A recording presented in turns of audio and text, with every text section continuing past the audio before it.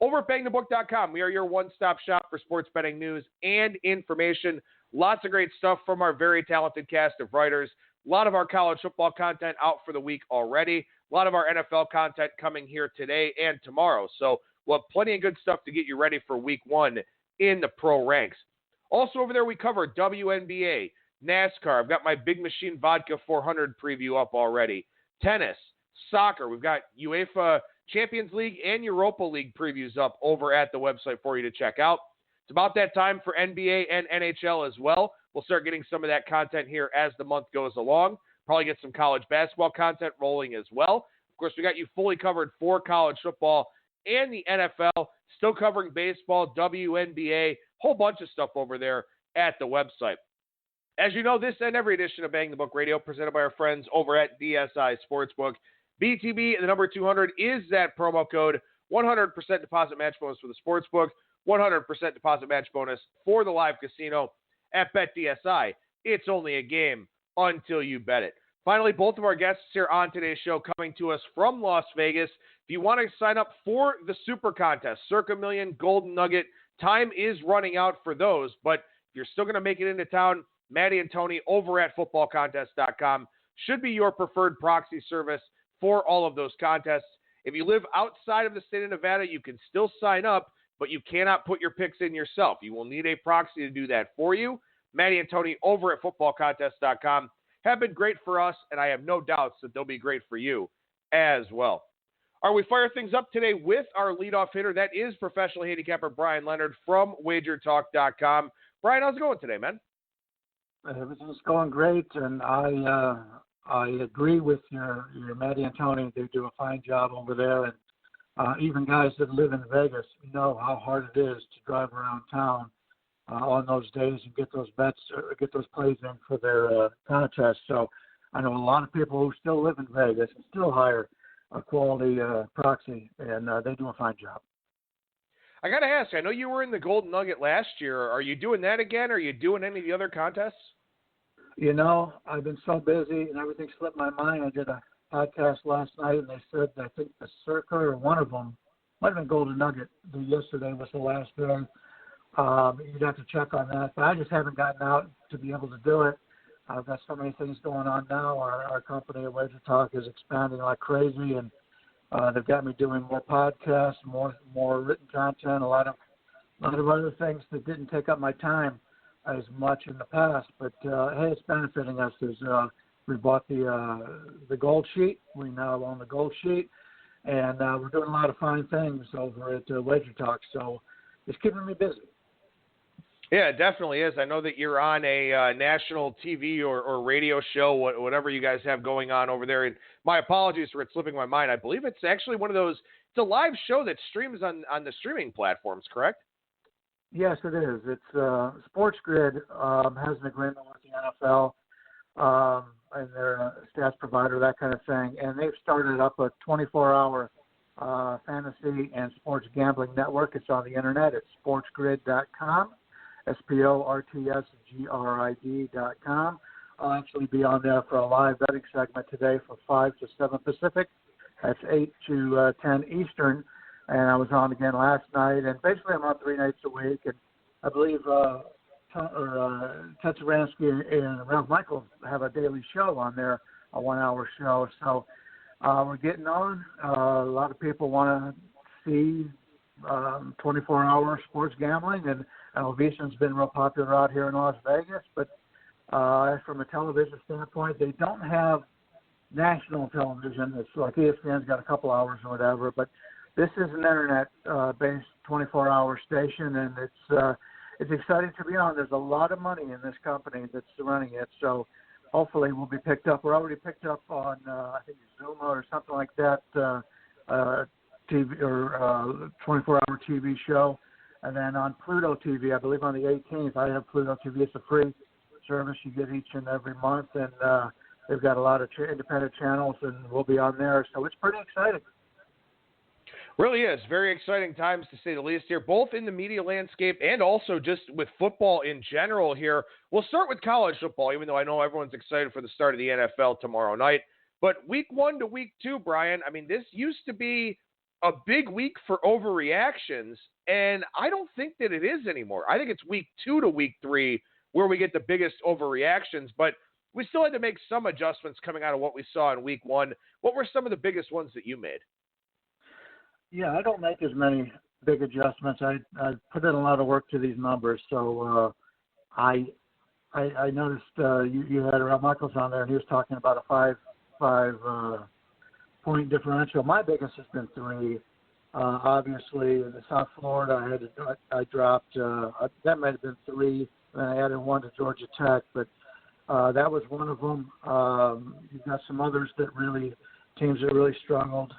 Florida State, I dropped a little bit, although I think most of that was the heat and the exhaustion of being on the field that long.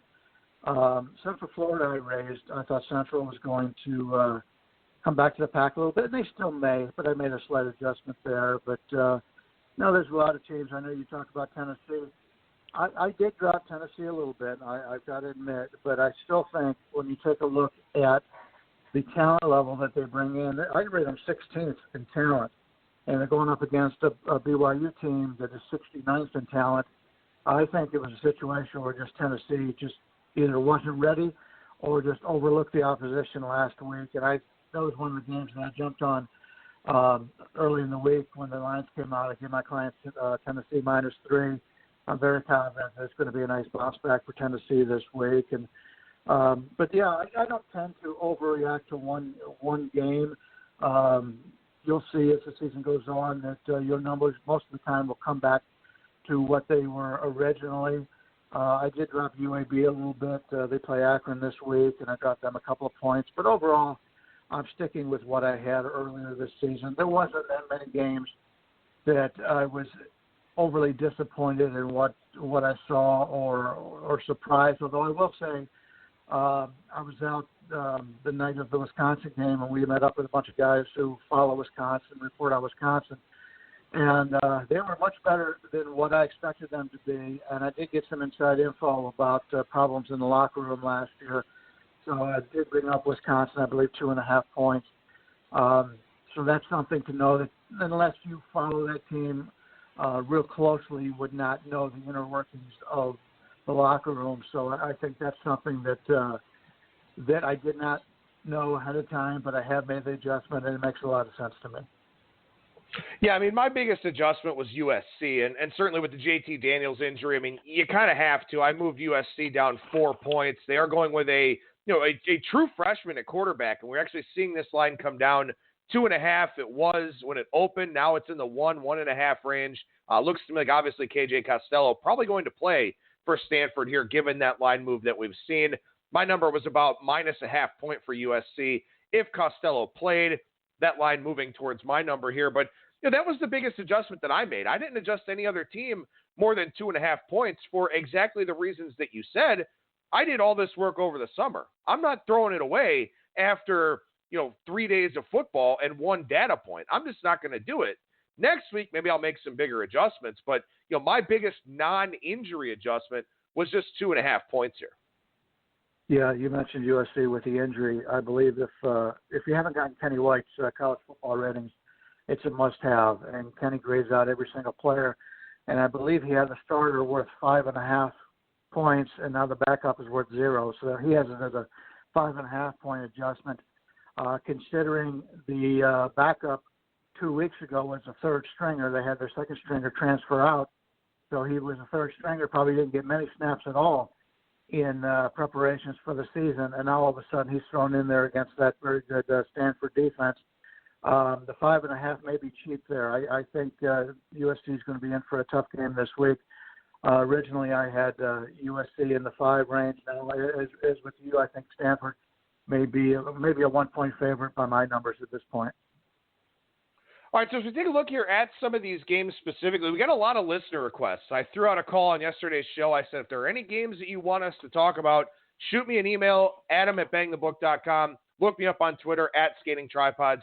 Got a lot of games here. I'll do everything I can to get to the rest of them here as we go throughout the course of the week, but we'll hit on 3 of them with Bryan, a couple of them with some Mid-American Conference flair. Game 335, 336, Central Michigan and Wisconsin. Wisconsin, 33.5-point favorite at the Open offshore at Pinnacle, now up to 35 out there in the market. And, when you look at week one performances, and you mentioned this with the downgrade of South Florida, very few teams looked as good as Wisconsin did. So what do you think about this number? Is it a little bit inflated, or is it about where it should be? It's about where it should be. I have 3 sets of numbers that I use, and they average out to about 35. Central last week played Albany, and a smaller Division II school, and Central basically ran the ball right down their throat, 5.2 yards per rush, only allowing 2.0. So they had a big advantage on the lines. Well, unfortunately, when you're playing Wisconsin, you're not going to have that advantage. It's going to go from night to day in this matchup from last week to this week. Central was a team that could dictate the pace last week. They held the ball for a good amount of the game, 36.5 minutes. So they basically did whatever they wanted to against a weaker opposition. This week they're not going to be able to do that against Wisconsin. Wisconsin's a team that we all know and we followed for years. It's very similar to Iowa and Nebraska. They've got the big guys on the front line, and when you get a MAC school, which is smaller, obviously smaller on the lines than the Big Ten school is, that is a concern. Also as a concern is how poorly the MAC has done in non-conference games. We faded them in bowls. We faded them early in the season when they're playing non-conference opponents. So this is a situation where the number says there's no play. If I had to play it, I'd lay the points with Wisconsin.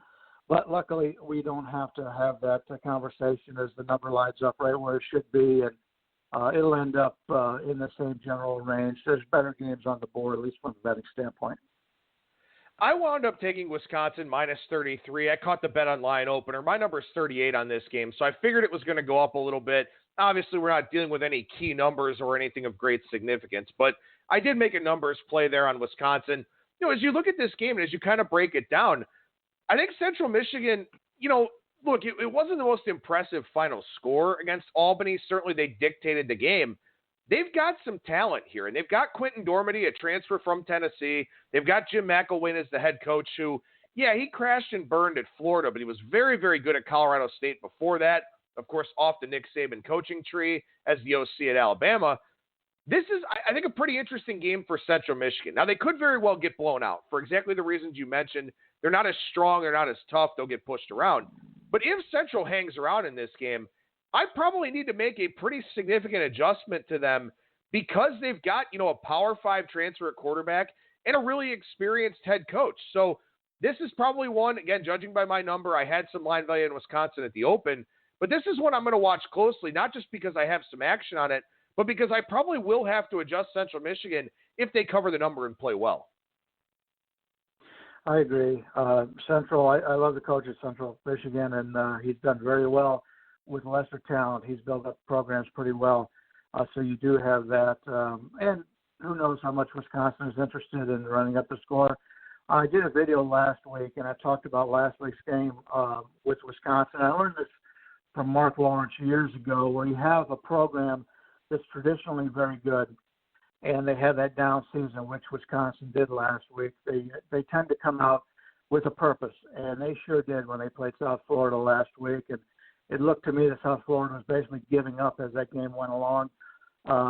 That's something to be concerned about, which is one of the reasons why I dropped them.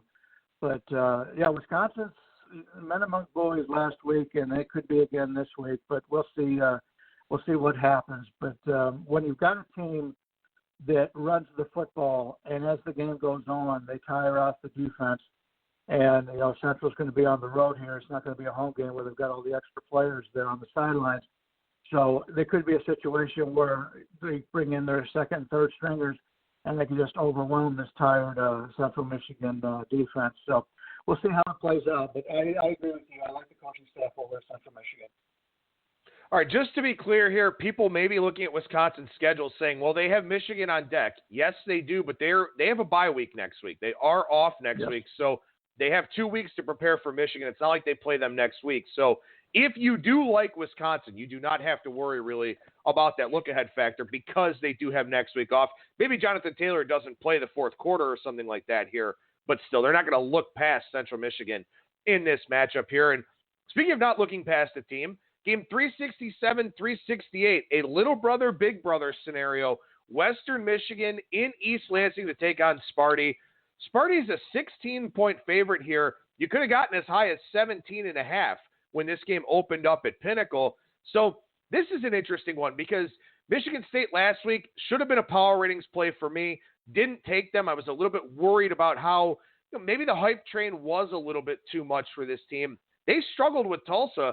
Let's see what they do here this week against Western Michigan. Yeah, I agree. They dominated the first half and just could not get over the hump. Really disappointing second half for the Spartans. I make it about 18, so it's a slight lean for Michigan State for me. Western Michigan last week played Monmouth. They win that game 48-13. A concern was they only ran the ball for 2.7 yards a carry against that Monmouth defense. They did pass the ball very well, 20 of 25, 5 touchdowns, no interceptions, passer rating at basically 270. So they did whatever they wanted offensively in the passing game, but they're going from one of the weaker teams that anybody's going to play this year against probably, in my opinion, the best overall defense in college football. That's going to be very similar to the last game we spoke about, such a differential. And normally, if you're going to play a defense as good as Michigan State, I would have liked them to have had a game against an average defense at least to prepare for it. So there's going to be a shock coming in here and having to play this Michigan State defense. Because my number is 18, normally when you get a game where you're going to have less plays or whatever, you have to regress it toward the mean a little bit. And that may be something we see here, but Michigan State is the team that is the best unit on the field by far is that Michigan State defense. Still have concerns about the offense. I don't know if they recruit well enough out of the Big Ten to compete offensively. I know they made some major moves in the offseason from the coaching staff and all trying to get everything lined up to be more competitive. So I didn't buy quite as much into the offseason hype about the offense as others. But with that defense, Michigan State's going to be a tough out no matter who they play. But I would slightly into Michigan State here. Hopefully they can move the ball on the MAC defense here. We'll have to see. But Western Michigan is one of the top 4 teams by numbers in the MAC, and they're a pretty good team. But as we have seen, the MAC, when they reach out and play the better teams, the other teams have the ability to just pour those 4 and 5, 3, well, in this case, 3 and 4 starters against them, where Western's more of those guys, if they get a 3-star, that's a pretty good player for them. It's so tough with Michigan State here, and my power ratings suggest value on this game. I've got Michigan State 21. I didn't adjust them too much from last week's lackluster performance, but when you look at this team here, last year as a favorite, they were 2-6 against the spread. In 2017, they were 5-3 as a favorite, but in 2016, they were 1-7 as a favorite, 3-7 in 2015. So this is a team that I think is very scary to lay points with. We know they're a tough out when they play somebody like Ohio State or that team up north. When they step up in class, something like that, they show up. In roles where they're supposed to dominate teams, they don't really do it. So my power ratings suggest to play. If this number keeps going down, I may kind of force myself into one. But there are some teams you like to play as a favorite, some teams you like to play as a dog. When you talk about a team that's kind of iffy as a favorite in a double-digit role, when they're not really a blow-people-out kind of team, I think it's challenging to lay that kind of number. It definitely is. And I think a lot of it has to do with the mentality of the coach. You have certain coaches, Urban Meyer had no problem doing that in the Big Ten. Harbaugh has no problem running up a score. Michigan State's coaching staff is more of, let's get this job done and get out of here without any injuries, that type of thing. I mean, we saw last week what Penn State did, 79-0. So Michigan State isn't concerned with raising in the polls. They're not concerned with covering spreads. They're concerned with getting through the game and getting the victory and moving on to the next week. And we find that a lot of times in college basketball where you'll have certain coaches that will play the starters. They play in the first half, and all of a sudden they just clear the bench for the second half, and They don't care if they win by 30 or 10. They just want to get that victory and get out of there. All right, so here's a real interesting game here. All the way down at the bottom of the board for Saturday, I guess Sunday's game is technically Oregon State and Hawaii with that midnight start time. But this is a real intriguing one here. Game 389-390, Minnesota and Fresno State. The market was very firmly against Fresno State last week against USC. The Bulldogs do wind up covering that game. It's been a steady stream of Minnesota money here in this one.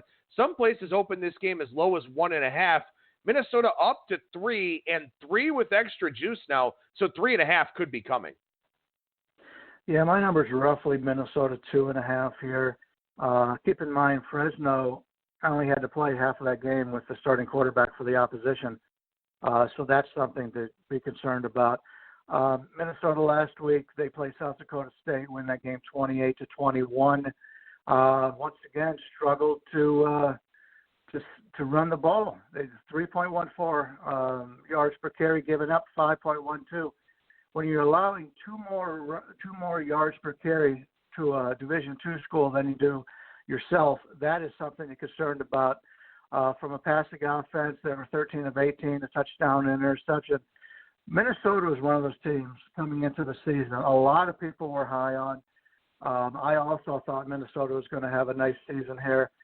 They did not impress me in that game last week, even though they won that game by 7.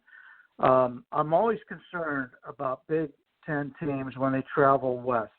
Go back and look. These teams have gone to California. They've gone to Arizona. We saw Purdue go to Nevada last week, although that was somewhat of a freaky game as Purdue had a clear lead at the half and then fell apart. I don't know if it was the altitude playing in Reno or what it was. But these teams from the Big Ten, when they go west, I tend to fade them. And now coming over to Fresno State, who never asked to leave their own state in this game, whereas Minnesota's got that long travel. Fresno's a team that really came out of nowhere last year and played very well, and were a big moneymaker for a lot of the people. But, they lose that game 31-23 last week to Southern Cal, but the game wasn't nearly that close. To situation where offensively they ran the ball well, which is very good, 5 yards a carry, but they allowed 5 yards a carry. The passing offense, not very good. That was the problem. 19-39, but it was up against the athletes that USC has. And USC, when it comes to scouting and recruiting, USC is one of the top 10 each and every year. And the problem USC has is they just don't have the coaching. We see it each and every year. I know Phil Steele's magazine comes out each and every year, and he always rates the teams based on their talent level. Well, the talent level at USC is always great. So he always has USC a little bit overrated because USC just doesn't have the coaching that some of those other teams, the Clemsons, the Alabamas, those teams do. So that's what really hurts USC. They haven't had a good coach in a long time that can take those 4-star guys to the next level. And that's a concern, and that's why USC is one of these teams that never seems to perform as well as the talent shows. But like I said, my line is sitting at 2.5. If I get to 3.5, I may be looking a little bit at Fresno, catching that key number 3, although it doesn't mean as much in college as it does in the pros. I would expect it to continue to rise. As I mentioned, Minnesota is one of those teams that coming into the season, there were a lot of people that were high on Minnesota, and a few of them took them to a nice price to win their division in the Big Ten. So if I catch 3.5, that'll catch some interest for me because none of my power ratings have them that high at all. Yeah, I got this game on 3, so I guess I'm not surprised at all where it is. But like you, I do have reservations about Minnesota and that lackluster offense. I mean, Fresno State did lose a ton on offense, but they've still got a pretty good defense there that could wind up keeping this game close. Maybe this is one where you do want to look at the under a little bit. 47 is a low total for a college football game, but after Minnesota's offensive performance last week, Fresno, kind of having some of their offensive issues, maybe it makes some sense here to take a look at the under in that one. But, Brian, let's transition over to the NFL side now for a few minutes. And let's talk about the differences between handicapping college football and handicapping the NFL, because while they're both football, I think they're two very, very different betting markets. I definitely agree. Everybody and their brother knows everything about the NFL. There's television shows on, half the day that talk about NFL players. If just the talk about the running backs holding out is just driving me crazy. I don't care anything about that. Just let me know when they get back in the lineup, and that's what I have to handicap.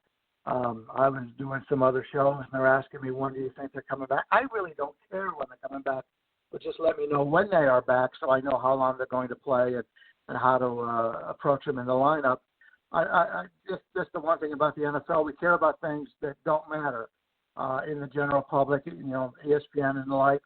Just deal with what's going to happen on the field, and I don't care about players getting fined for getting in a bar fight or whatever. Is he going to play? Is he not going to play? I don't deal with any of that.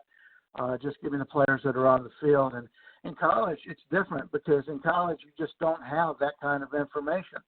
Sure, you'll have something come out on TMZ. A guy punches his girlfriend or something, and it makes TMZ. But 90% of these teams in college football, it's really hard to get that information on. And I spoke earlier about the Wisconsin.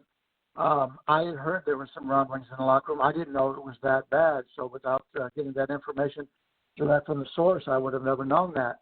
So in college, you've got to do a little bit more reading, got to do a little bit more studying, and there's not many fantasy football, college football editions out there where people know how good all the players are.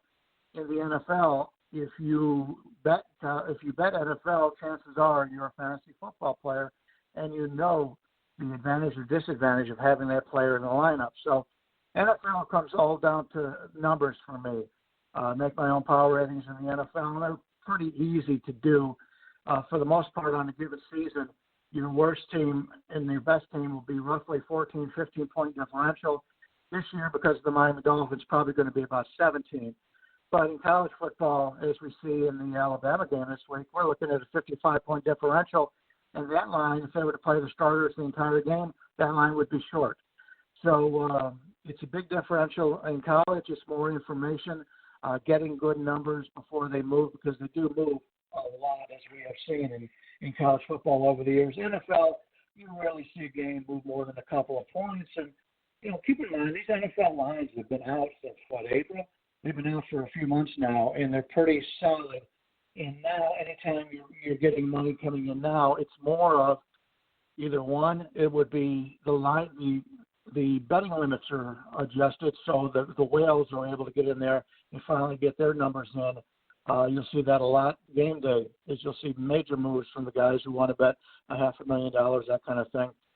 But you also have the guys that now get a little bit more information or getting involved. But the public has not tied up their money all through the preseason, which we did for guys that are betting futures and things like that. They're finally getting to the point where, okay, this is how much money I have this week. This is how much I can bet on the NFL. So now they're putting their bets in.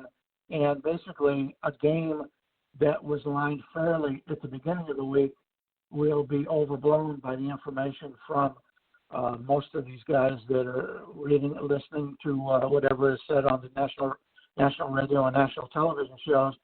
The same things that people who are into the industry have known for a couple of months now. All right, one game I do want to touch on with you here, Brian. I mean, who better to talk about the Cleveland Browns than two very jaded Cleveland fans like ourselves? Because, look, the hype train has never been moving faster for this team. They're a 5.5-point favorite in Week 1 game, 465, 466 as they host the Tennessee Titans. What do you think about this one? It's in that dead zone between 4 and 6. It hasn't really moved a whole lot over the summer or this week. What are your thoughts on this game? Yeah, this is one of those games. I think it's going to be a wise guy against Joe Public kind of move. I'm really surprised in the state of that 5.5 area. Pinnacle's gone down to 5.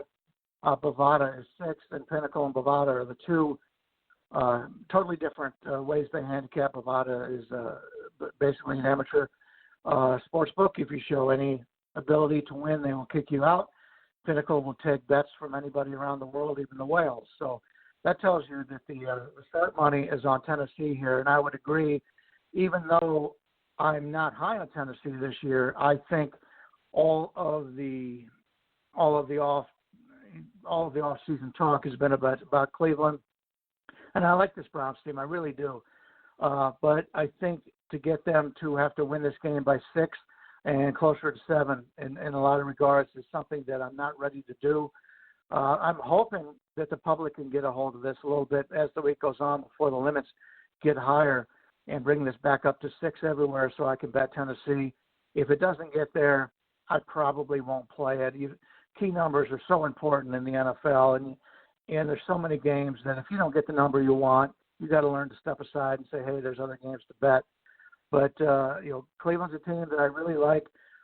It's even gotten to the point now, the public has been on Cleveland the whole time. Most of the people I know are looking to fade the Browns. Well, it's gotten to the point now, there's so many faders on the Browns. I think the Browns might have a little bit of an advantage. Don't know if it'll be in this game. I'm hoping that Tennessee gives the Browns everything they can this week, and then all the wise guys are out there saying, see, I told you the Browns weren't as good. And then next week we could take advantage of that and play on Cleveland. But that's what I'm looking for. I think Tennessee covers this line, but I'm not going to take it unless it's 6. Bryan Leonard, professional handicapper over at WagerTalk.com. We did a lot of talking at the top of the segment about a lot of the great things at Wager Talk right now. Anything else you want to add to that? Yeah, we're doing videos today. Obviously, now that we have the Gold Sheet, Bruce Marshall, who has been around, he's like, if there's a Mount Rushmore of sports handicappers, Bruce Marshall would be up there. I'm lucky enough to do a couple of videos with him. He's been a writer for the Gold Sheet for decades. I just enjoy listening to his stories, and I wish I could just buy him drinks all night and just sit there and be able to pick his brain. But he's very good. He tells you a lot of things that you don't think about. A lot of it has to do with the recruiting and where the players are coming from, that kind of thing. Arnie Lang has always been that way. Another guy that I love is recruiting analysis. But anyway, we'll be doing videos today over at the PBS studios here in Las Vegas, and we'll have those up this afternoon. And remember the site that I mentioned, the Sports Grid, I'll be on from 8 to 10 today on 8 to 10 Eastern. And we'll be talking live betting. We'll be doing live betting in the baseball games, talking some football for the upcoming weekend. It's a lot of fun, and it's live. It's live from the FanDuel Sportsbook in the Meadowlands, right outside of the football stadium for the Giants there. So it's something we look forward to. It's a lot of fun, and it's on the internet. You get a lot of good information. Most of their shows right now are fantasy oriented, but we're getting into the sports betting part now, and that's where Wager Talk comes in. Bryan Leonard, once again, professional handicapper over at WagerTalk.com, at BLeonardSports on Twitter. Bryan, appreciate your time as always, man. Thank you so much for joining me. We'll talk to you again next week. Hey, best of luck to everyone.